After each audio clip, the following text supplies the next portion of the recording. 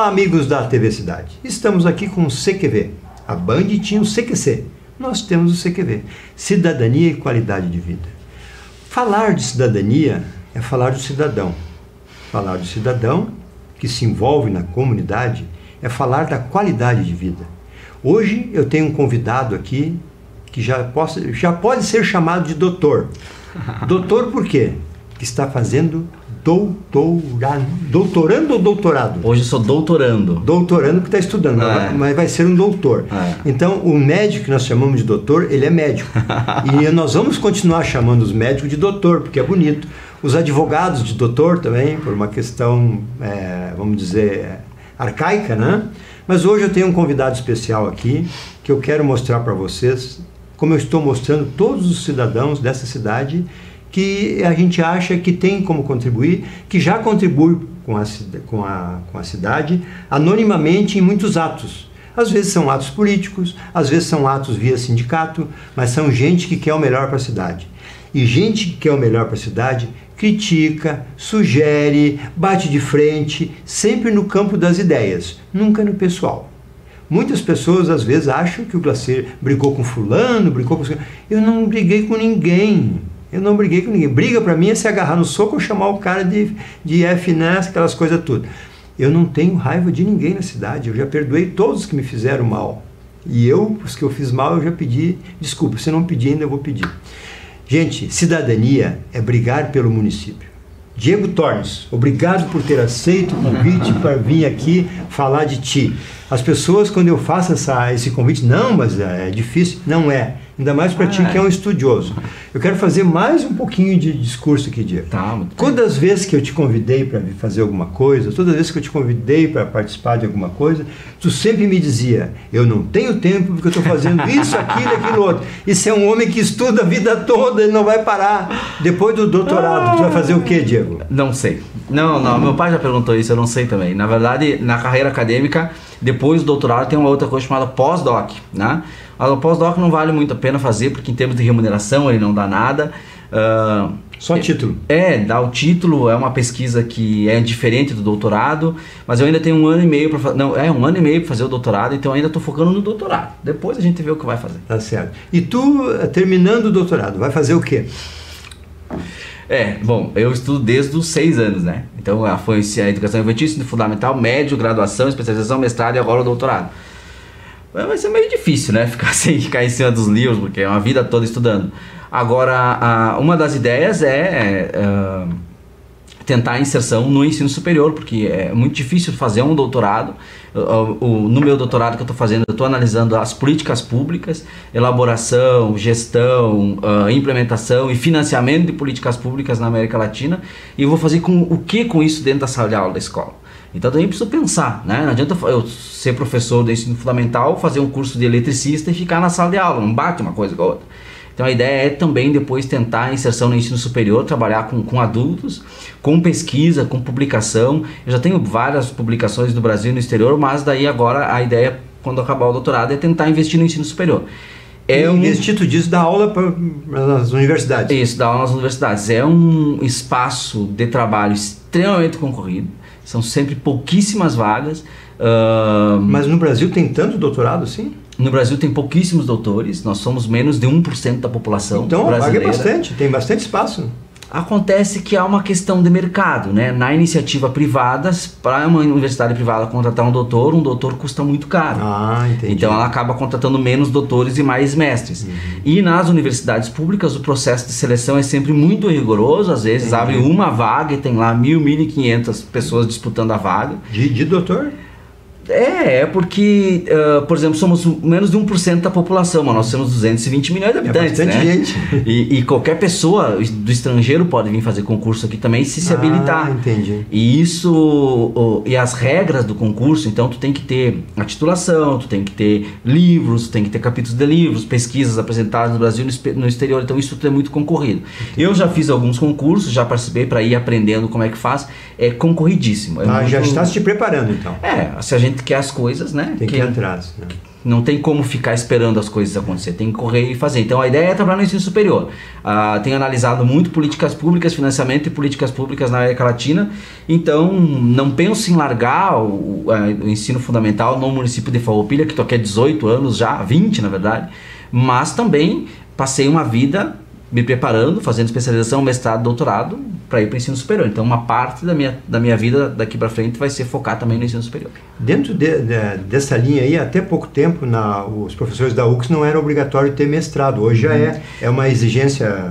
O que acontece? Internacionalmente, a universidade é algo recente na história da humanidade. Tem muitas regiões na África, na Ásia, que não tem muitas universidades. Então, nos rankings internacionais e nos rankings nacionais, o que conta para as universidades? Conta as notas dos alunos, conta a quantidade de pesquisa que elas fazem, conta também a formação e a produção dos professores. Por exemplo, uma universidade precisa ter 10% do seu quadro de professores doutores. Se ela tiver 5% só, ela pontua menos. Se ela tiver os 10% ou os 15%, ela pontua mais. Os mestres é a mesma coisa. Com o mestrado também, com a especialização também. Então, isso de uns 15, 20 anos para cá, esses rankings têm aparecido. Isso tem sido muito bom, porque né? O Brasil tem se destacado muito. As melhores universidades da América Latina são brasileiras, e das brasileiras as melhores são sempre as públicas. Tem 2 ou 3 que se destacam ali, que é a PUC, Unicinos e Universidade de Caxias do Sul, que são privadas, né? O resto é tudo público. Então esses rankings surgem também para dar uma qualificada, né, no ensino prestado. Muito bem, agora eu quero fazer a pergunta que eu faço para todo mundo, né? Quem é o Diego Tornes? Tu conheceu uma pessoa e tu vai te identificar com ela, tu vai abrir o teu coração. Então, falando para a câmera 3 ali, quem é o Diego Tornes? Para essas pessoas que conhecem abrir o coração, acho que é só quando a gente lê a literatura, né? Eu sou formado em letras, né? Mas eu lembro quando eu vim para Farroupilha. A experiência que eu tive de chegada de Farroupilha foi terrível. Porque eu cheguei de noite, na antiga rodoviária velha, no centro da cidade, com uma neblina típica de Farroupilha, mas eu era uma criança de 8 anos que vinha da região das Missões, que lá tem muito sol, lá é muito calor, lá é planície, planície, planície, planície, planície, e a gente ouvia muito falar em índio, em Sepete Araju, na disputa por terras entre portugueses e espanhóis. E quando eu chego aqui, fala de Tommaso Radaelli, Stefano Cripa, esses nomes todos. Isso foi um choque cultural muito grande para mim. O pai e a mãe vieram para cá com a família em 88 por causa do emprego, né? O emprego movimenta a população no mundo todo. E não tinha escola. Então eu fui a Porto Alegre, fui morar em Porto Alegre com uma tia para poder estudar. E aí com 8 anos não tinha escola? Como assim? Não, escola não tinha vaga, né? Não tinha nem vaga? Porque na década de 80 no Brasil não existia vaga suficiente para a quantidade de criança que tinha no Brasil. Em 88 Farroupilha já não tinha vaga? Não tinha vaga. Então quando a mãe conseguiu uma vaga aqui na metade do ano de 88, 89, não me lembro direito, foi no CNC. Uma vaga com bolsa, né? Nós sempre somos muito, muito pobres, muito humildes, não tinha como pagar uma escola privada, mas consegui uma bolsa ali. Então eu fiz toda a minha formação no CNC basicamente com bolsa. E aí quando a mãe conseguiu a bolsa, aí eu saí de Porto Alegre e vim pra cá. E aí que eu cheguei de noite, chuvosa, neblina, na antiga rodoviária velha. Nós morávamos lá no bairro do Parque, atrás do parque por ali. E acho que ali, esse momento dessa transição me ajudou a me definir muito um pouco da pessoa que eu sou hoje. Eu sou uma pessoa muito séria, sou sempre muito sério, é o meu jeito de ser. As pessoas acham às vezes que eu sou um pouco antipático ou que eu sou um pouco distante, mas eu sempre trato todo mundo com seriedade, porque eu gosto de ser tratado com seriedade. Então quem eu não tenho intimidade é senhor e é senhora, é bom dia e boa tarde. Quem eu tenho intimidade a gente já faz uma brincadeira, né? Mas por que eu sou sério? Eu vim pra cá... o pai e a mãe tinham que trabalhar. O pai tinha 2 empregos, a mãe tinha 1 emprego. Qual era o emprego deles? Eles tinham 4 crianças pequenas. Meu irmão mais velho tem síndrome de Down, então o mais velho era especial e eu era o segundo. Então eram todos muito pequenos. E o pai trabalhava em 2 turnos diferentes na extinta fábrica Sabri, e a mãe trabalhava na malharia Panes. Então havia uma organização familiar que no turno da tarde todo mundo ia para a escola. E no turno da manhã todo mundo ficava em casa. Mas quem era o mais velho? Era eu. Então eu assumi a responsabilidade muito cedo de cuidar de todos os irmãos, de cuidar, de arrumar para a escola, de dar café. Já com 9 anos. De cuidar dos temas, tudo isso aí. Dava umas peleias sérias de vez em quando, né? Mas, então isso foi construindo dentro de mim sempre a seriedade. E quando eu passei a ser professor, tu tem que ser sério também com a gurizada, porque se tu mostra o dentro, tu perde o controle. Então, uma das características que eu tenho, e que as pessoas às vezes demoram um pouco de entender, é a minha seriedade, é o meu jeito, eu sou assim em tudo que eu faço. Segunda coisa, eu não tenho medo de trabalhar. Eu gosto muito de trabalhar porque o pai e a mãe, quando vieram para cá, deram esse exemplo para nós. Então, o pai tinha 2 empregos, a mãe tinha um emprego fora de casa, e quando vinha para casa de noite, às vezes trazia aqueles acabamentos de malharia para fazer em casa. Então a mãe tinha um outro emprego também em casa conosco, mas era um outro emprego. Uma jornada tripla da mãe. E quando não tinha emprego, o pai fazia qualquer coisa. O pai pintava, o pai fazia alguma coisa. Então isso foi sempre um exemplo do trabalho, e um dos meus primeiros empregos foi com o pai na pintura, trabalhando na construção civil. Eu fui pintor, eu trabalhei em ateliê de calçado. Calma, tu com 9 anos tá cuidando da família e estudando no CNC. Isso. Qual foi teu primeiro emprego? 14 anos, trabalhando com o pai de pintura. Até que idade? Eu não gostava muito da pintura, essa é a verdade. É um cheiro ruim, né? E se suja. Não é o meu perfil, sim, né? Sim, Tanto sim. que eu hoje sou um acadêmico, estou fazendo mestrado, doutorado, o meu perfil é esse. Eu tenho parentes e primos que até hoje trabalham no ramo da pintura. Meu pai trabalha no ramo da pintura até hoje. Mas não era o ramo que eu queria desde pequeno. Mas quem te incentivou mais a estudar? Quem tu acha assim que te puxou mais? Tu tem que estudar, guri, tem que estudar. O pai e a mãe sempre obrigaram nós todos a estudar. O pai e a mãe sempre foram muito humildes, mas desde pequeno eles tinham uma ou duas assinaturas, desde sempre, quer dizer, uma ou duas assinaturas de jornais. Opa! E leitura. eles faziam nós ler o jornal. Que legal. Nós assistir o telejornal. Às vezes antigamente pegava um canal em casa, sim, preto e branco, com bombril na TV. E SBT. E nós tinha que assistir o jornal, porque aquilo era importante. Ver que o muro de Berlim estava caindo era importante. Olha só. Ver que o ministro está falando era importante. Que visão do pai e da mãe, hein? Então eles davam esse exemplo. O pai estudou pouco. A mãe terminou os estudos depois que os filhos cresceram, que os filhos saíram de casa. Então, mas eles tinham essa percepção. E aí, depois de trabalhar um pouco de pintor, eu trabalhei com um ateliê de calçado, colando. Aonde? Né? Farroupilha teve uma época forte do calçado, do né? Não. Eu nem sei, na verdade, quem fornecia os calçados para nós trabalhar no ateliê que eu trabalhava no bairro São Roque. Era um ateliê ali, eu trabalhei um tempo. Mas vocês moravam inicialmente em qual bairro? Bom, inicialmente no bairro do Parque, posteriormente na minha adolescência do bairro São Roque, que foi onde eu passei a adolescência. E nesse bairro, daí tinha uma vizinha ali que tinha um ateliê de calçado e eu comecei a trabalhar ali. Com 12 anos daí? Era uns 13, eu acho, 14. E daí? Daí, depois do ensino médio... Então esse exemplo do trabalho. Então, eu sou uma pessoa séria, sou uma pessoa que acha que trabalhar não mata. Se eu tiver que ter 3 empregos, eu tenho. Se eu tiver que ter 4, eu tenho. Tem uma fase, dos meus 18, 19 anos, eu trabalhava, quando dava, com o pai de pintor. Trabalhava de garçom no centro de compras Farroupilha e de noite ia para a faculdade. Como no centro de compras? Qual? Na praça de alimentação? No centro de compras tem ainda um restaurante no andar superior e eu trabalhava de garçom meio-dia ali. Dali que eu te conheço então. Será? Também. Então tá bom. Eu tinha loja desde 85. Bom, então é possível. Ali nos anos 99, 98, 2000 eu trabalhava ali. Então não tem problema de trabalhar. E eu aprendi nesse meio uma outra característica que eu tenho sempre comigo, que é o respeito. As pessoas dizem às vezes, não, tu tem que ser... mais informal. Não, tu tem que ser mais brigão com as coisas. Eu não consigo ser mais brigão porque eu respeito todo mundo. Aconteceu uma coisa que eu levei pra vida. Nós éramos muito pobres, mas todo o Natal e Páscoa o pai e a mãe sempre compravam chocolates, caixa de bombom, umas coisas, porque naquela época no Brasil, e hoje isso infelizmente está voltando, nós tínhamos muitas crianças de rua. Muitas crianças pedindo esmola, pedindo comida e coisa e tal. Então, o pai e a mãe davam o que dava para dar para nós de chocolate de presente, mas compravam para dar para algumas crianças. Que família bonita, hein? E num dado momento, nós íamos muito no Parque dos Pinheiros, porque pobre, né, nós não ia para cinema, nem tinha cinema aqui na região, não tinha shopping, essas coisas, né? Nós íamos lá no Parque dos Pinheiros brincar. Eu tinha fechado o Irapuru na época. Esse eu não peguei. E aí nós estávamos brincando por lá. E o bullying, que hoje a gente chama de bullying, sempre existiu, né? Normal. E o meu irmão mais velho com síndrome de Down, nós estávamos brincando por ali, onde hoje tem aquela academia, naquela parte redonda. Sim, ali no parte centro. Central, né? E umas crianças começaram a jogar pedra e bater no meu irmão. Bárbaro. Porque ele era diferente, enfim. E nós fomos intervir e o meu pai veio. E quando meu pai veio fazer a intervenção enquanto adulto, as crianças... Eu lembro disso como se fosse hoje. Para, que ele é filho do tio que nos dá chocolate. Puxa vida, tá louco. Então, quando eu ouvi, aquilo marcou porque assim, quando tu só recebe do mundo aquilo que tu dá. Se tu dá respeito pra pessoa, é o que tu recebe. Então eu acho que algumas coisas que me definem é a seriedade, é o trabalho, é o respeito. Pra mim pouco me importa a origem da pessoa, a orientação sexual, a cor, o partido político. Eu tenho muitos amigos que são extremamente de esquerda, eu tenho muitos amigos que são extremamente de direita, e a gente toma chimarrão na mesma cuia, porque isso para mim de fato não importa. Importa o jeito que as pessoas me tratam. Dá umas arranca-rabo de vez em quando, normal, na eleição, né? No campo das ideias. Mas depois a gente vai à frente. Então acho que essas são palavras que eu acho que me definem, porque foi coisas que eu vivenciei ao longo da vida.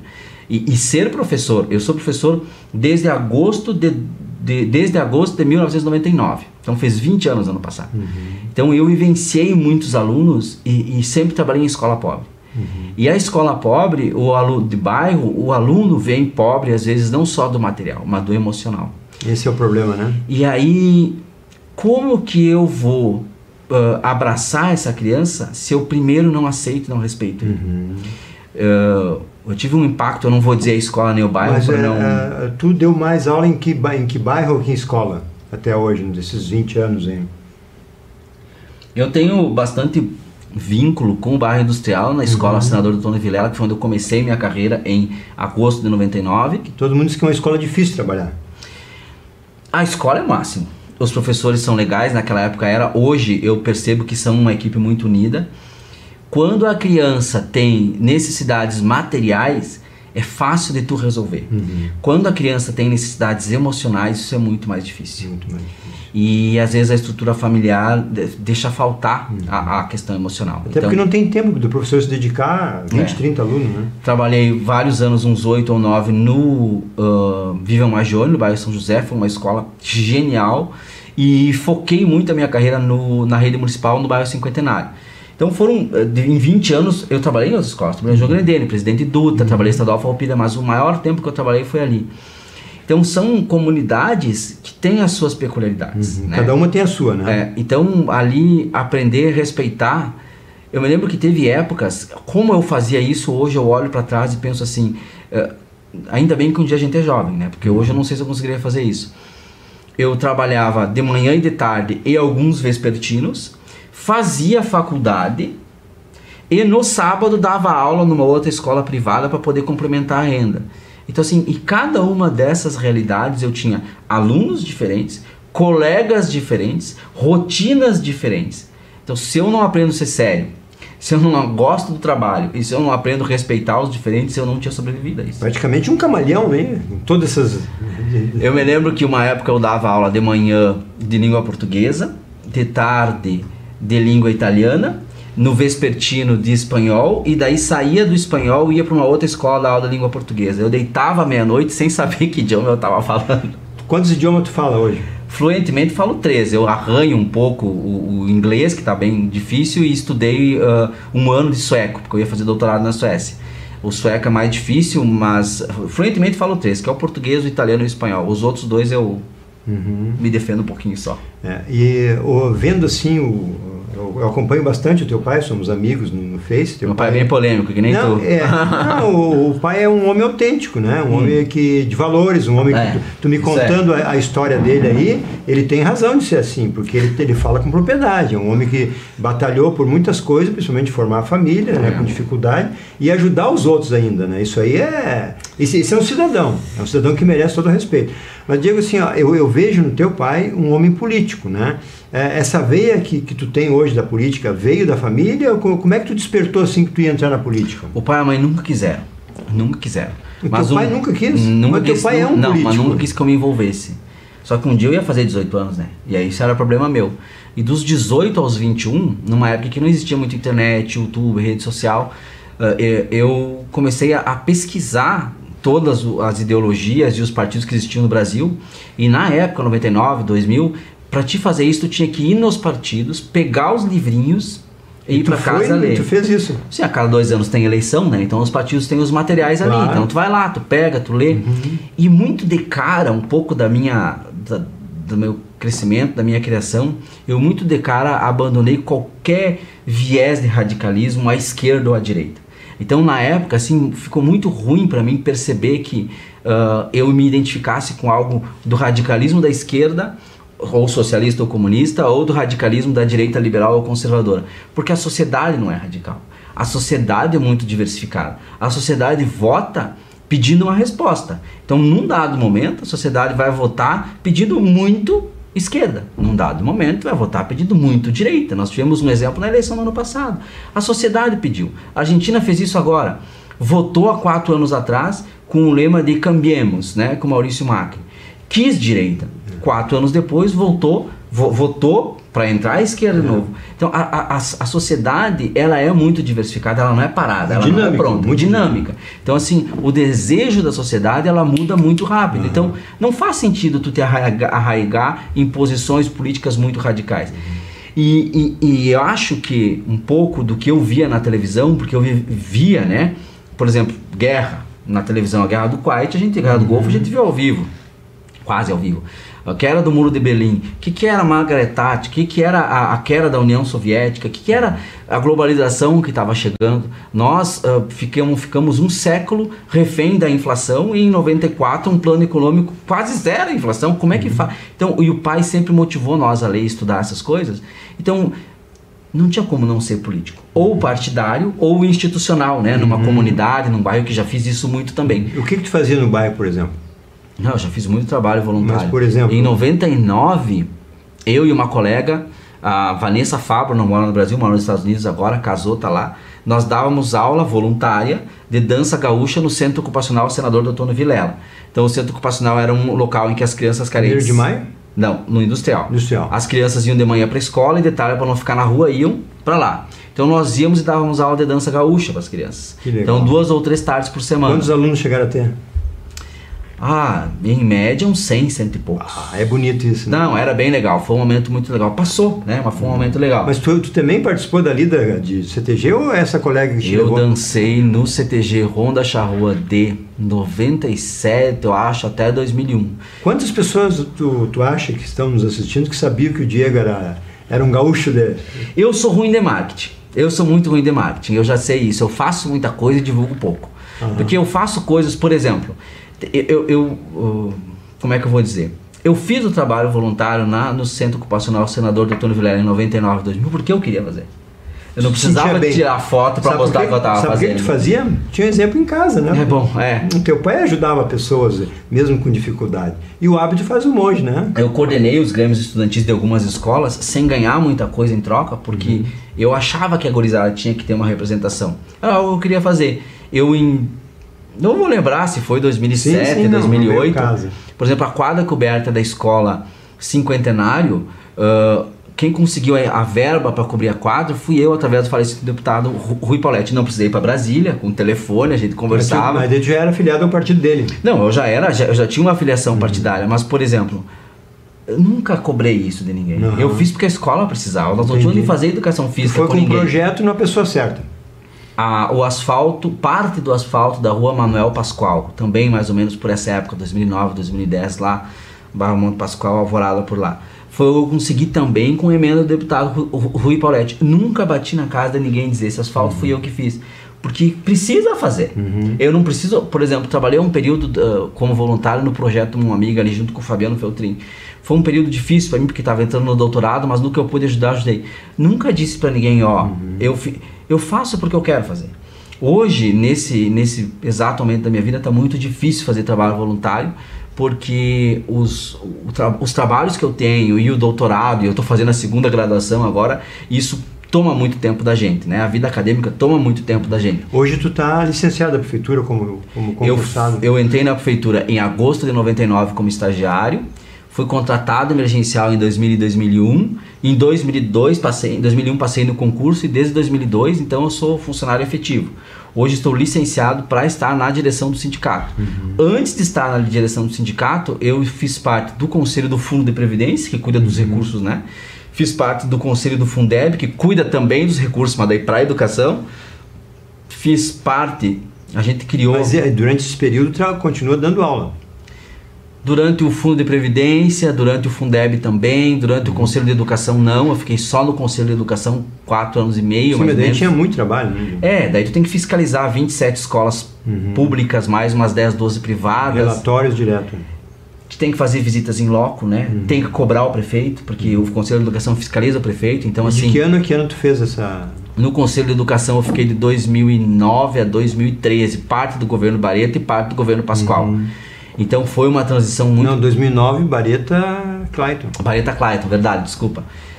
E assim, a minha função era fiscalizar o prefeito e fazer cumprir a lei. E às vezes eles não entendem, né? Bom, mas isso é um problema deles. Cada um com seus problemas, cada um com seus problemas.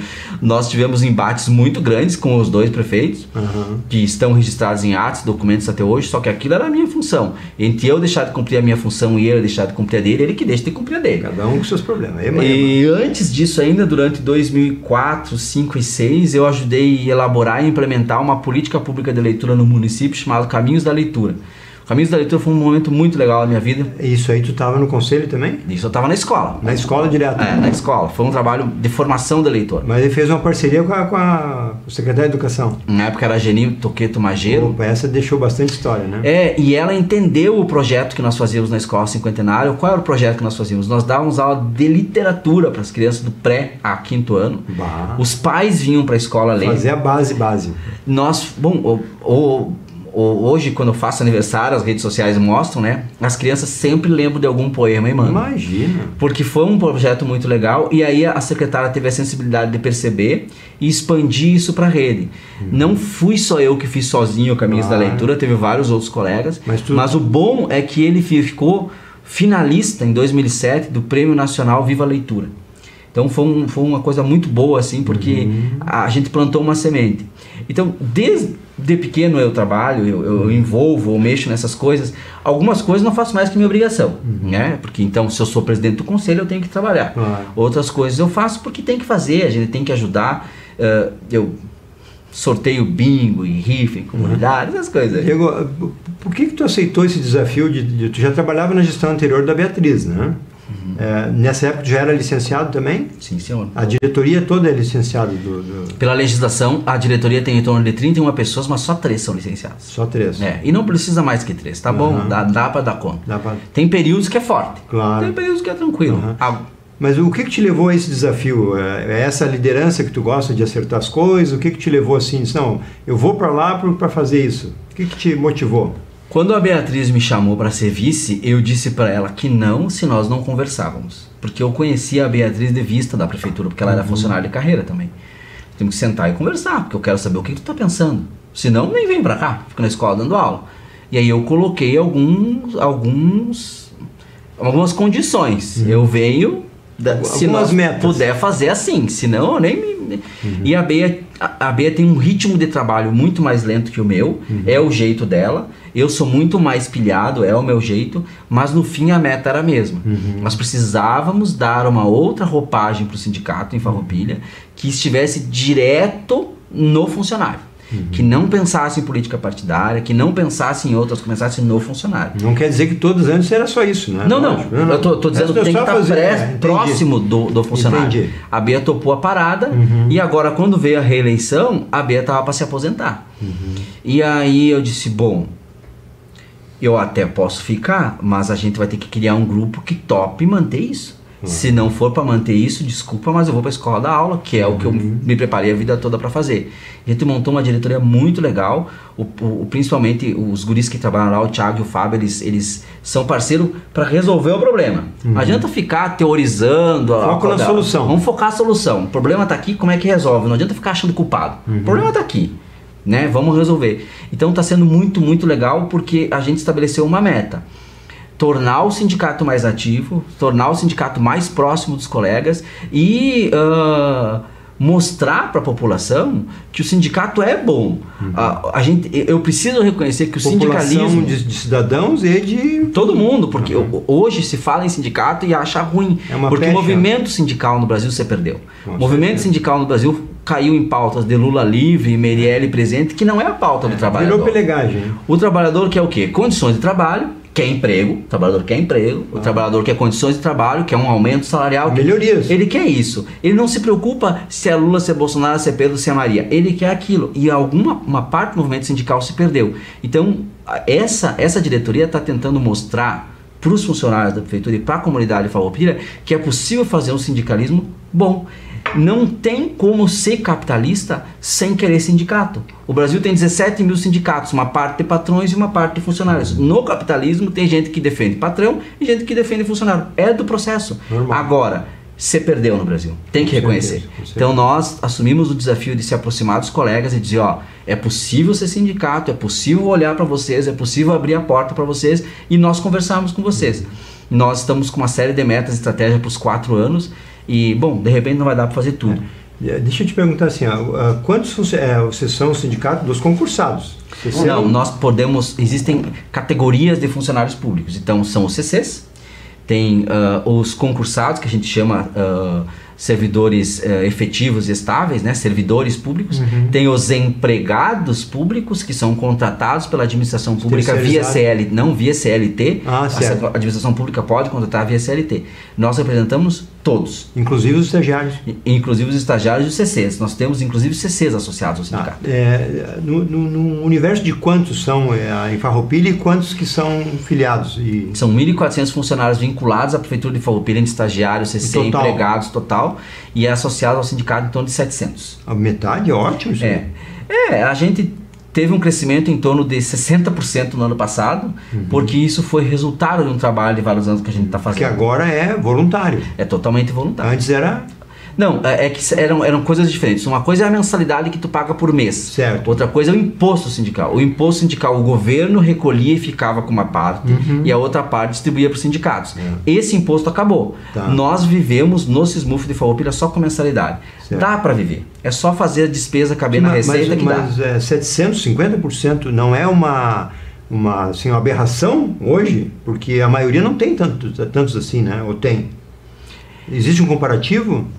É que aí eu vou te dizer assim, ó, eu não posso dizer, por exemplo, que o nosso sindicato é melhor que o sindicato de São José do Inhacorá. Mas de Bento e Caxias, por exemplo. De qualquer cidade. Os vizinhos aqui. Por que eu não posso dizer nem que seja melhor que de Bento e Caxias? Porque cada um tem uma trajetória. Sim, uma então, por exemplo, às vezes tu acha um prefeito que abre a porta para te conversar. Ele não diz sim para tudo, mas ele abre a porta para conversar. Às vezes tu acha um que não. Sim, às vezes tu tem um presidente que tem um perfil e outro que tem outro. Isso pode afastar, desmobilizar ou agregar e mobilizar. Então cada sindicato tem uma trajetória. Essa parte eu entendi, mas comparando sim, porque eu estou achando que o sindicato de Farroupilha é uma exceção de tantos filiados. É sinal que o sindicato dá o retorno para eles, né? Nós compramos brigas necessárias. É isso aí. Brigas que não são necessárias não precisa se comprar.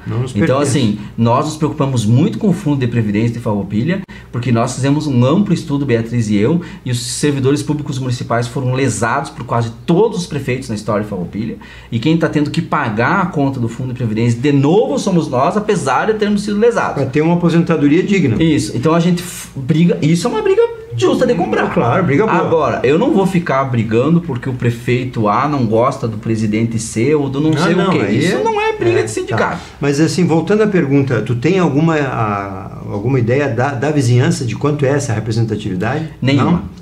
Não existe nenhuma? Absolutamente nenhuma, porque... Não existe uma federação? Existe. Nós somos associados à FESESMES, que é a Federação do Sindicato dos Servidores Municipais do Rio Grande do Sul. Mas não chega a trocar essas informações, né? Não sobra tempo.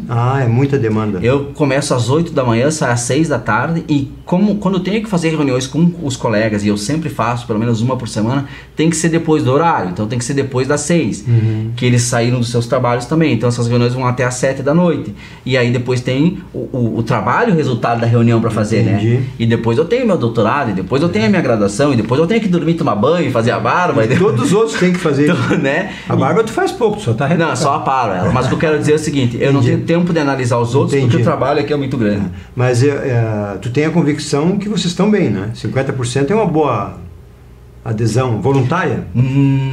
Sim, nós estamos bem, mas nós podemos melhorar. O Sindicato de Farroupilha precisa melhorar em muitas coisas. Nós vamos implementar certas ferramentas de gestão agora em 2020. Nós vamos ter a primeira reunião de diretoria em 16 de janeiro, agora semana que vem.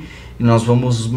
Tem que melhorar. Tem que ser melhor. Essa aquisição da sala, vocês vinham já juntando dinheiro há muito tempo. Beatriz e eu estabelecemos uma coisa. Tem que parar de pagar aluguel. Não é possível um sindicato que vai fazer 30 anos em 2020 pagar aluguel a vida toda. Mas vocês já pegaram algum caixa? Nós pegamos um ano horrível. Que acaba... Não. Quando vocês assumiram, tinha um caixa já reservado? Tinha, mas logo em seguida acabou o imposto sindical, né? Daí baixou. Baixou 90% da arrecadação. Então nós tínhamos que cortar a despesa, diminuir a despesa e organizar as receitas. E buscar novos afiliados. buscar novos associados, mostrar que o sindicato é importante, e aí isso possibilitou nós poder comprar uma sala comercial. Para os próximos anos, próximos 3 anos, bom, a sala é um financiamento de 10 anos, né? Mas os próximos 3 anos, o foco agora, então, já que acho que em fevereiro nós nos mudamos para a sala nova, é investimento na sede campestre do sindicato. Que dá então, qualidade de vida para o associado. Dinheiro ou tu tem ou tu não tem. É isso aí. Então, assim, a gente vai tentar fazer mais com menos e fazer despesa caber dentro de receita. É isso que a gente vai fazer. E dar sempre feedback para os sócios, né? Estamos arrecadando tanto e gastando tanto, e com isso. Porque o sócio tem que sentir que o que ele está pagando está sendo bem usado. Senão ele não se associa. Diego Tornes, nós teríamos aqui assunto para mais 3 dias, né? Porque isso é uma sumidade de conhecimentos e de envolvimentos. Mas eu vou te deixar com a câmera 3 para te dar um recado daquilo que eu não te perguntei. O que tu quer falar ali? Não, eu não sei. Eu faço tanta coisa na vida. Por exemplo, esse ano, quando eu digo que falta tempo de analisar os outros municípios, esse ano eu estou tendo que ver como é que eu vou fazer as minhas férias, porque eu tenho só umas férias para tirar. E eu tenho que participar de atividades em Madrid, Uruguai, Brasil e na Argentina. Eu vou lançar um capítulo de um livro na Espanha agora. Acho que em março e abril ele sai. Então eu tenho que ir lá para o lançamento. Eu vou apresentar uma pesquisa numa universidade em Buenos Aires agora, outra em Montevidéu, e depois tem mais algumas pesquisas que eu vou apresentar aqui dentro do Brasil. Então eu faço tudo isso. E qual é a minha linha, a minha área? É sempre analisar o financiamento de políticas públicas, basicamente na América Latina. Quem arrecada dinheiro, quem gasta, como gasta, por que gasta. E isso dá trabalho. Imagina. Então, assim, eu tenho que estudar o orçamento público do Brasil, e daí se eu vou estudar o México e a Argentina, eu do México e da Argentina. Saber como funciona, saber que lei que permite gastar, que lei que permite arrecadar. Então, eu faço muita coisa, demoro muito às vezes para atender algum colega, e quando as pessoas fazem sempre aquela mesma pergunta, tu vai te candidatar em 2020? Gente, eu vou ter que achar um tempo para pensar isso, porque é muita coisa para fazer.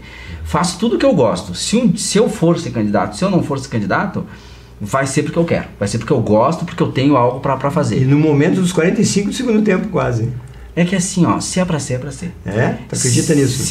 Se eu dei pras pessoas o que eu acho que eu dei, que foi seriedade, que respeito e demonstração de trabalho, as pessoas vão saber devolver isso. Quantas vezes você já foi candidato? De verdade, só uma. De candidatar, me candidatei 2 vezes, mas uma eu não tinha a menor condição. Eu fui vice-presidente da União Nacional dos Conselhos de Educação. Eu viajava o país inteiro, assessorando o prefeito, o governador. Era uma desgraça. Porque às vezes tu chegava, o presidente da Câmara era de um partido, o prefeito era do outro. E às vezes tu tinha que dar razão pro presidente da Câmara e às vezes dar razão pro prefeito, e eles queriam a tua resposta técnica ali. Então naquele ano eu viajava o país inteiro e era candidato a vereador em Farroupilha. Não tinha a menor condição. Não fez campanha. Então só na última eleição mesmo que eu me dediquei. Eu quero agradecer a todas a primeira TV, né, para dar o espaço de vir aqui falar, agradecer a todas as pessoas que a gente encontra na rua e conversa, pedir desculpa para aqueles que eu não enxergo, gente, se eu não tô de óculos de grau, eu não enxergo de longe. Outro dia não é metida bom. Não, outro dia um colega me disse que tu passou por mim e nem me cumprimentou. Mas aonde que eu nem vi? Eu não vi. Se eu não tô com óculos de grau, eu não enxergo. E dizer para as pessoas que eu acho que quem tá em casa assistindo tem que achar alguma coisa para lutar na sociedade, entendeu? Tu quer lutar para preservar os pinguins da Antártida? Luta. Tu quer lutar para as pessoas com deficiência? Por exemplo, eu sou um dos fundadores da Associação Municipal dos Deficientes Físicos, aqui é a Andef, e eu não sou deficiente físico. Mas acho que podia ajudar aquela causa daquele pessoal. Então, acha uma causa para trabalhar. Tu quer trabalhar na comunidade do bairro, na capelinha da igreja, tu quer dar aula na escola dominical, tem que se envolver. O nome desse programa é Cidadania. Eu acho que a gente precisa se envolver na sociedade. A gente não vai consertar a sociedade. A sociedade é violenta, a sociedade é desigual, a sociedade muda muito, mas nós podemos dar a nossa contribuição para a sociedade. Eu acho que eu dei. Vou fazer 30... Tô com 39 anos, vou fazer 40 esse ano. Quem vê tu falando, acho que tu é muito velho, né? Naquele tempo, não sei, tu é jovem ainda. Dos próximos 40 eu vou dar mais um pouco de trabalho aí e prestar trabalho para a sociedade, principalmente de Farroupilha, que é onde eu me criei, né? Foi uma satisfação ter você aqui. Agradeço o espaço. O Diego Cidadão. Isso. O Diego Cidadão. Muito bem, amigos. Vocês viram que tem muito a falar de todos os cidadãos. Hoje eu quero mostrar para vocês o novo logo da TV Cidade. É um logo diferente, com todos esses ícones aqui que eu vou explicar nos próximos programas. Hoje, cidadania e qualidade de vida. Tivemos aqui um jovem talentoso, um jovem que vai orgulhar muito Farroupilha ainda. Nos estudos, na política vai depender do tempo que ele dedicar para isso, né? Mas é um homem conhecedor que pode orientar políticos, pode orientar pessoas. É um homem com uma história bonita, e é isso que nós queremos trazer: cidadania e qualidade de vida. Você, cidadão que está nos ouvindo, busque a sua satisfação de ser um cidadão. Cobre os políticos, não deixe eles ser politiqueiros. Escolha os candidatos, não deixa os mesmos escolher os mesmos. Temos que fazer a farroupilha que queremos e merecemos. Até o próximo programa. Muito obrigado.